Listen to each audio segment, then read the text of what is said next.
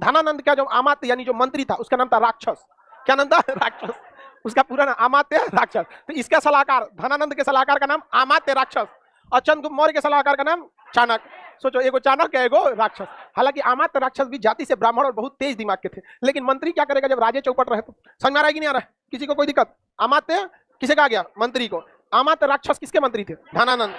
राक्षस पद का नाम नहीं है, आप लोग ऐसा मत सोचिएगा, दिमाग लगा रही है कि अगर पुरुष मंत्री बना तो राक्षस, महिला बनेगी तो ऐसे, उसका ही नाम था, आदमी का ही। मंत्री को क्या कहा गया? अमात्य। मंत्री को अमात्य। तो राजा बहुत ताकतवर होना चाहिए, जबरदस्त राजा होना चाहिए, जाए कहीं तो तहलका मच जाए। मरियल की तरह नहीं राजा है यहाँ पे, समझ में कि नहीं? अब इमरान खान को कहीं भेज देंगे, चल गया बेचारा ऐसे ही, गया है तो पाकिस्तान में मार कर आया, बहुत भयानक। क्या होगा? कहीं जाएगा तो सोचा बेइज्जती करके चला गया। यहाँ पर उन सबको कुछ आता जाता है? अच्छा वाले सब बैल है, सबको ज्यादा बुद्धि उद्धि नहीं है। अब वहां पे एक खड़ा रहेगा, एक पाकिस्तानी का मतलब वो देखे थे, वो उसका प्रधानमंत्री यूएन में घुसा, भाषण देना चालू कर दिया, तो उसको बहुत वो ना प्राउडली दिखा रहे थे, और मोदी जी गए तो ऐसे नमस्कार किया, तो कहा कि देखो नाक डुबा दिया यहाँ। अच्छा वाले, आप तुमको संस्कार ही नहीं है तो क्या समझाए कोई? हाँ बताइए, इस तरह का उन सब की मानसिकता है कि मतलब आप किसी को मतलब ट्रीट कर दिए, ग्रीट कर दिए तो आप क्या हो गए? झुक गए। आप असल में उन सबको नॉलेज नहीं, वो सोचता है कि माफी मांग रहे हैं। सोचे गड़बड़ यहाँ पे।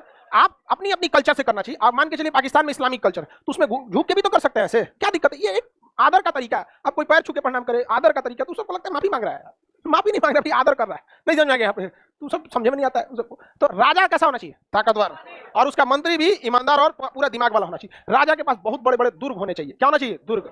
दुर्ग इन द सेंस है कि उसके पास मोन्यूमेंट्स ज्यादा होना चाहिए। जैसे देखिए राजपूतों के किला महाराष्ट्र, राजस्थान के भयानक दुर्ग, देखते आदमी का दिमाग दहल जाएगा। बस उन राजस्थान के राजपूत शासकों के साथ एक ही समस्या थी कि क्षेत्र बहुत छोटा था। जब कभी आपका क्षेत्र छोटा हो जाता है ना, सेना भी सीमित रहेगी, टैक्स कलेक्शन भी कम होगा, और दूसरा क्या है, क्षेत्र छोटा है तो अगल बगल में बहुत सारे लोग जो बाउंड्री टच करेंगे तो दुश्मन भी बहुत ज्यादा होते जाएंगे। क्षेत्र बड़का है तो एक वैसे ही दुश्मन कम हो जाएंगे, बड़का क्षेत्र होने के बाद छोटा छोटा ऐसे शांत हो जाएंगे। बस एक वही थोड़ा सा गड़बड़ हो गया, वही मराठों के साथ अटक तक पहुंच गया, पूरा अफगानिस्तान तक। उन लोगों का क्षेत्र बहुत बड़ा था, पैसा की कोई कमी नहीं थी उन लोगों के पास।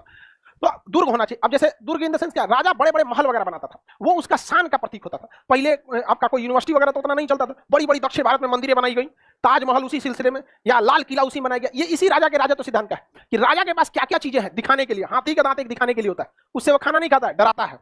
खाना खाने के लिए दूसरा होता है। उसी तरह राजा के पास भव्य मीनार, किला, ये सब क्या होना चाहिए? होना चाहिए यहाँ पर। दुर्ग बहुत ही जबरदस्त होना चाहिए। उसके बाद जनता।